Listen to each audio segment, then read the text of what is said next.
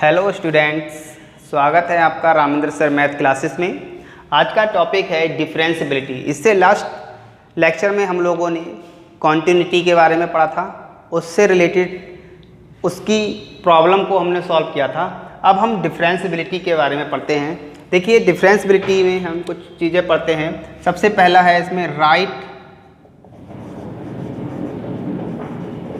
Hand derivative.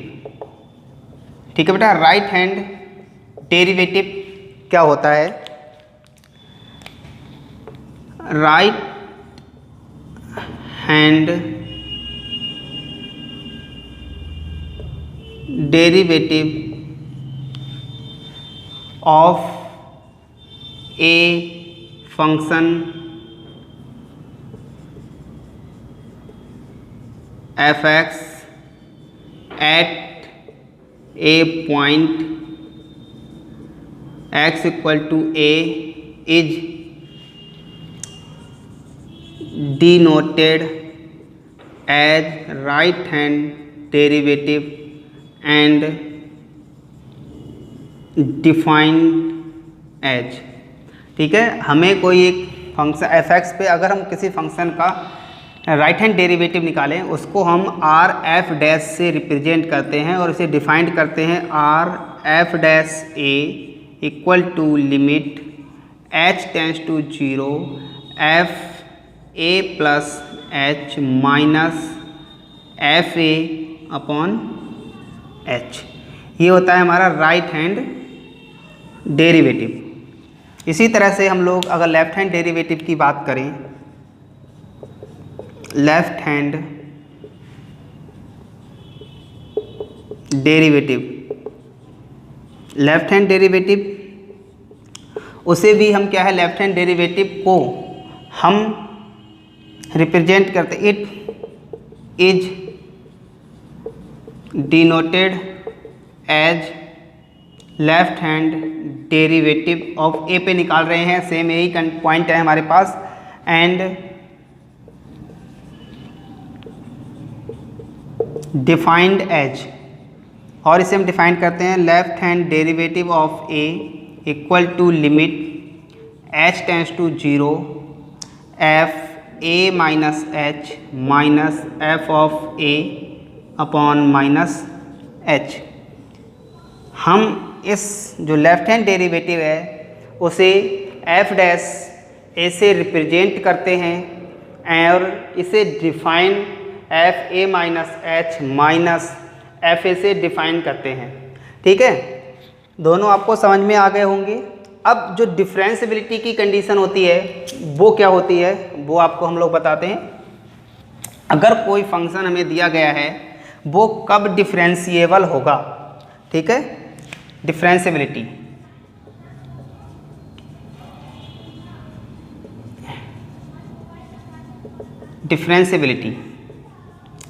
कोई function अगर हमें एफ एक्स दिया गया है वह x equal to a point पर कब डिफरेंशिएबल होगा?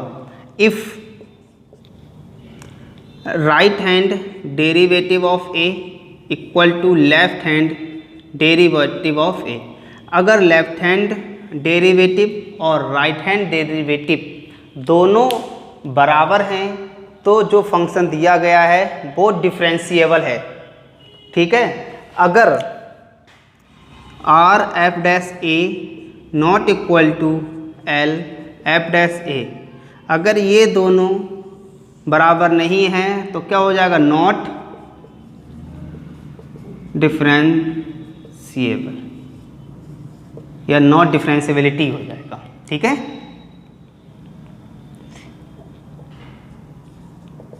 उस फंक्शन की वो डिफरेंशिएबिलिटी नहीं है उस फंक्शन के लिए। ठीक है, इसमें कुछ थ्योरम्स पे हम लोग डिस्कस करते हैं जिसका हम डायरेक्ट इस्तेमाल करेंगे। ठीक है, बहुत इम्पोर्टेंट थ्योरम्स हैं, some important theorems, some important. हम केवल उनके स्टेटमेंट से ही समझने की कोशिश करेंगे। नंबर 1 है continuity is the necessary condition of differentiability what not sufficient condition of differentiability।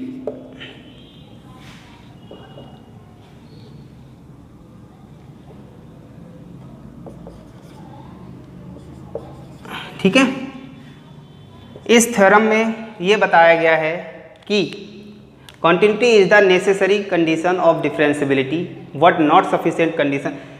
अगर कोई फंक्शन डिफरेंशिएबल है तो वह हमेशा कॉन्टिन्यूअस होगा, और अगर कोई फंक्शन कॉन्टिन्यूअस है तो ये ज़रूरी नहीं है कि वो फंक्शन डिफरेंशिएबल हो। समझ में आया आप लोगों को? दोबारा मैं बता देता हूँ कि अगर हमें कोई एक फंक्शन f(x) दिया गया है, वह कंटिन्यूअस है, तो ये ज़रूरी नहीं है कि वो डिफरेंशिएबल भी होगा। लेकिन अगर कोई फंक्शन डिफरेंशिएबल है तो ये है कंफर्म है कि वह फंक्शन कंटिन्यूअस होगा। नेक्स्ट, इसी तरह से इसमें आगे दे रखा है हमें कोई ये जो थ्योरम्स मैं लिखवा रहा हूँ इनका इस्तेमाल हम लोग डायरेक्टली करेंगे। ठीक है, the polynomial function always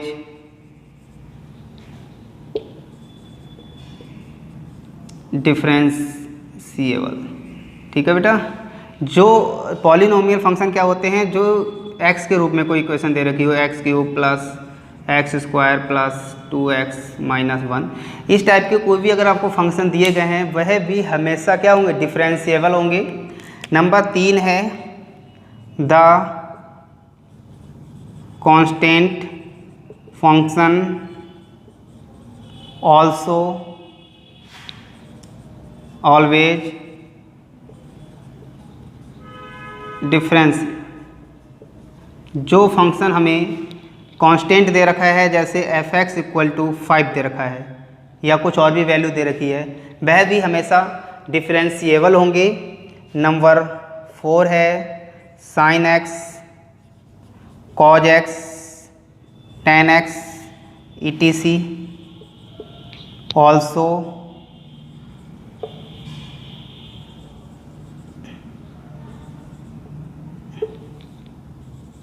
always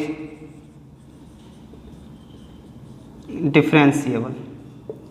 ठीक है बेटा, अगर हमें कोई फंक्शन sin x दे रखा है, cos x दे रखा है, tan x दे रखा है, तो हमें वहाँ प्रूफ करने की ज़रूरत नहीं है, और वहाँ हम लोग लिख सकते हैं कि ये फंक्शन डिफरेंशिएबल होगा। बेटा ये टॉपिक जो मैं आपको लिखवा रहा हूँ ये मीन वैल्यू थ्योरम में काम आएंगे। ठीक है, मैं यहाँ पे आपको बता दे रहा हूँ, लेकिन इनका जो काम है वो मीन वैल्यू थ्योरम जब हम इस्तेमाल करेंगे तो उसमें काम आएगा।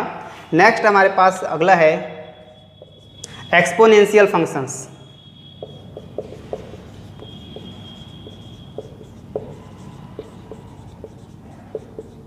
Exponential functions also differentiable.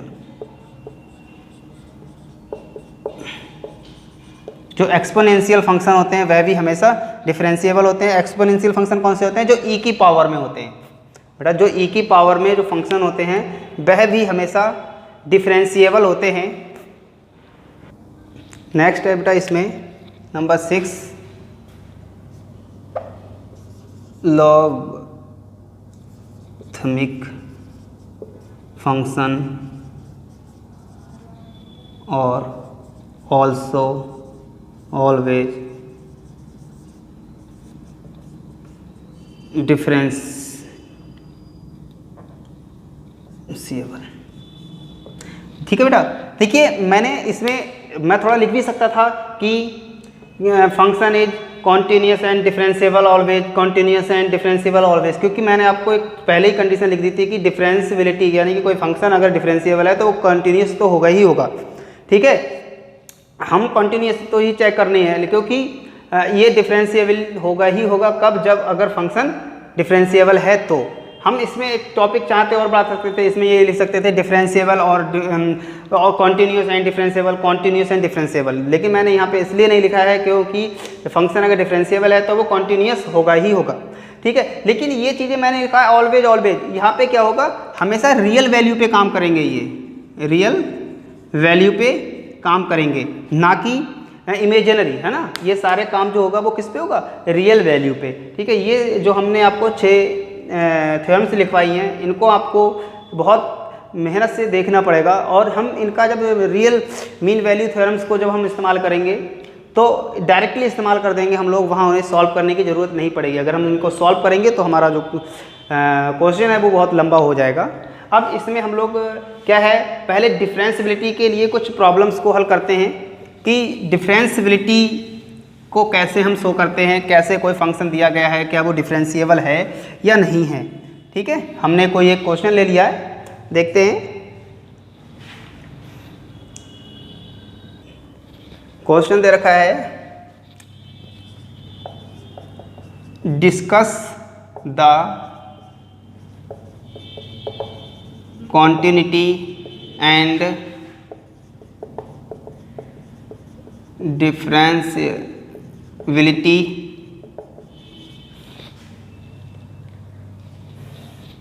at the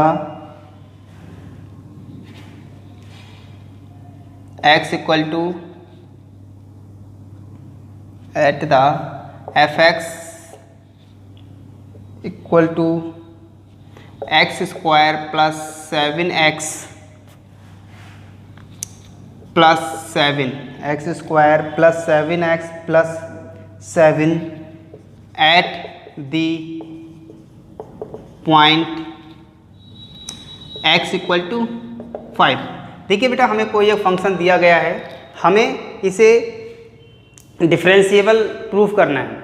ठीक है, अभी मैंने एक थ्योरम आपको लिखवाई थी कि जो पॉलिनोमियल इक्वेशंस होती हैं वो हमेशा डिफरेंशिएबल होती हैं, आप यही लिख देंगे, लेकिन मैंने जो थ्योरम्स लिखवाई हैं उनका इस्तेमाल आपको मीन वैल्यू थ्योरम में करना है। यहाँ पे आप इसका इस्तेमाल नहीं कर सकते, क्योंकि अगर आपने उनका यहाँ पे इस्तेमाल कर दिया तो क्या होगा कि यह जो क्वेश्चन है वो केवल एक ही लाइन में सॉल्व हो जाएगा। ठीक है, चलिए हम लोग इसे सॉल्व करते हैं। गिवन जो फंक्शन है हमारा वो क्या है बेटा, x square plus 7x plus 7। हमें किस पे चेक करना है, x इक्वल टू 5 पे चेक करना है। सबसे पहले हम लोग क्या करें, हमने आपको बताया था हम कॉन्टिन्यूटी चेक नहीं करते हैं, इसकी डिफरेंशिएबिलिटी चेक कर लेते हैं। ठीक है, अगर आप पहले कॉन्टिन्यूटी करेंगे फिर डिफरेंशिएबिलिटी करेंगे चेक। ठीक है, तो हम क्या करते हैं कि कॉन्टिन्यूटी, हमने आपको एक चीज़ बताई थी, कॉन्टिन्यूटी के लिए हमें क्या होगा, इसको हम पहले ही हल कर चुके कॉन्टिन्यूटी को, तो हम क्या है डिफरेंशिएबिलिटी को हल कर लेते हैं। जब वो डिफरेंशिएबल होगा तो हमने पहले बता दिया है कि कॉन्टिन्यूस तो होगा ही होगा। ठीक है, चलिए सबसे पहले हम लोग इसके लिए निकालते हैं राइट हैंड डेरिवेटिव। हम x पॉइंट पे निकाल के देखते हैं पहले, सॉरी a पॉइंट पे। तो इसका फार्मूला क्या होता है, limit h tends to 0 f a plus h minus F A upon h। हम इस पॉइंट पे निकालेंगे तो r f dash 5 equal to limit h tends to 0 f 5 plus h minus f5 upon h equal to, देखिए अब हमारा जो function हो गया वो इस x की जगह हमें x प्लस h और 5 रखना पड़ेगा। चलिए हम सॉल्व करते हैं। तो ये हो जाएगा लिमिट h टेंड्स टू 0, तो ये हम मिलेगा हमें 5 माई प्लस h का whole square plus 7 5 plus h plus 7, ये एक वेल फंक्शन हो जाएगा माइनस, अब x की जगह कितना रखेंगे हम 5, तो ये हो जाएगा 5 का square plus 7 into 5 plus 7 upon में h। चलिए आगे हम इसे हल करते हैं। लिमिट h टेंस टू 0, चलिए हम इसका होल स्क्वायर खोल देते हैं, तो ये हो जाएगा 25 plus 10h plus h square plus 35 plus 7h plus 7, इसको भी खोल देते हैं, minus 25 minus 35 minus 7 upon h। इस 25 से 25 माइनस 35 से माइनस 35, 7 से 7 कैंसिल हो गया, ठीक है। अब हमारे पास जो वैल्यू बचेगी वो क्या होगी, right hand derivative of 5 limit h tends to 0। देखिए ये h स्क्वायर है और प्लस का h स्क्वायर प्लस का 17h हो जाएगा बेटा, h स्क्वायर प्लस का 17h अपॉन में h। अगर बेटा मैं वहाँ 0 की वैल्यू लगाता था तो ये एक इंडिटरमिनेट फॉर्म में कन्वर्ट हो जाता या इन्फिनिटी में कन्वर्ट हो जाता। चलिए तो हम इसे देखिए h कॉमन ले लेते हैं यहाँ से, limit h tends to 0, h common ले लिया तो ये h plus 17 upon h, h से एक h कैंसिल हो जाएगा। अब हम यहाँ पे लिमिट लगा दें तो right hand equal to limit लगा दें इसकी, तो ये 0 प्लस 17, तो यहाँ से मिलेगा right hand derivative of 5 equal to 17। हमने जब इसकी राइट हैंड डेरिवेटिव निकाला हमने, तो हमें क्या मिल गया है कि इस फंक्शन की वैल्यू 17 आ गया है। समझ में आ रहा है आप लोगों को? दोबारा मैं समझा देता हूँ। हमने इस फंक्शन के लिए जनरल फार्मूले को अप्लाई कर लिया, जो था right hand derivative F A equal to limit h tends to 0 F A plus H minus F A upon H. Same अब हमने a की जगह 5 को रख दिया। हमारे पास पहले जो फंक्शन था वो f(x) था, अब function f(x) plus 5 plus h बन गया है, यानी कि जहाँ जहाँ x है उसकी जगह हमें 5 प्लस h रखना है। नेक्स्ट में भी हमें 5 की जगह x की जगह 5 रखना है। इसको हमने सॉल्व कर दिया और हमारे पास right hand derivative equal to कितना आ गया, 17। अब हमें सेम इसी तरह से इसका लेफ्ट हैंड डेरिवेटिव निकालना है, ठीक है बेटे। लेफ्ट हैंड डेरिवेटिव क्या होगा इसका, देखिए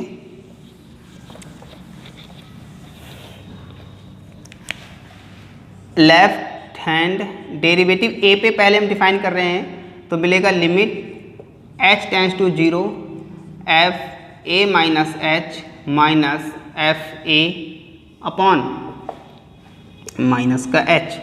चलिए तो लेफ्ट हैंड डेरिवेटिव किस पे निकाल दिया हमने, 5 पे, तो ये हो जाएगा limit h tends to 0 f 5 minus h minus f5 upon minus का h। चलिए नेक्स्ट देखिए, ये हो जाए। अब हम क्या करते हैं, अब हमारा पास जो फंक्शन हो गया वो 5 माइनस h, सेम उसी की तरह रख देंगे हम, तो limit h tends to 0 5 minus h का whole square plus 7 5 minus h plus 7 minus same वही बन जाएगा 5 का square plus 7 into 5 plus 7 upon minus h equal to limit h tends to 0। Same उसी की तरह हम लोग खोल देंगे, ये हो जाएगा 25 minus 10h plus h square plus 35 minus 7h plus 7, मैं माइनस खोल कर रहा हूँ, minus 25 minus 7 35 minus 7 upon minus h। 25 35 से 35 7 से 7, तो हमारे पास जो अगली नेक्स्ट वैल्यू हो जाएगी left hand derivative of a equal to limit h tends to 0। यहाँ से मिलेगा हमें, देखिए ये तो h स्क्वायर हो जाएगा, h स्क्वायर, यहाँ माइनस का एच है 10h है माइनस, तो ये माइनस का 17h अपॉन माइनस h। क्या कॉमन लिया जा सकता है ऊपर से, limit h tends to 0, h common ले लें तो ये बचेगा h माइनस 17 अपॉन माइनस h। इस h से ये h कैंसिल हो जाएगा, लिमिट लगाएंगे तो ये मिलेगा left hand derivative 5 equal to minus 0 minus 17, तो left hand derivative equal to plus का 17। हम लोग यहाँ देख रहे हैं, हमने अभी निकाला था right hand derivative of f equal to left hand derivative of f equal to 17, तो this implies fx is differentiable at x equal to 5, यानी कि जो फंक्शन दिया गया है वो x इक्वल टू 5 पे डिफरेंशिएबल है।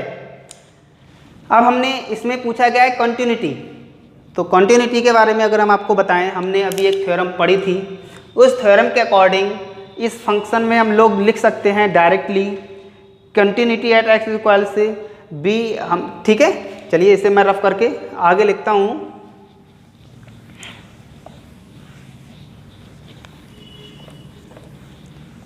देखिए continuity at x equal to 5,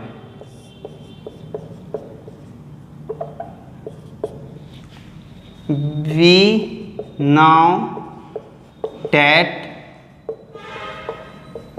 continuity is the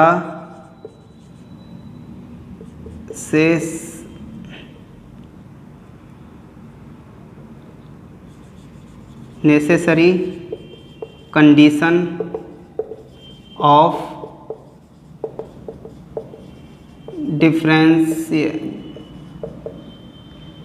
differentiability, तो this implies fx is also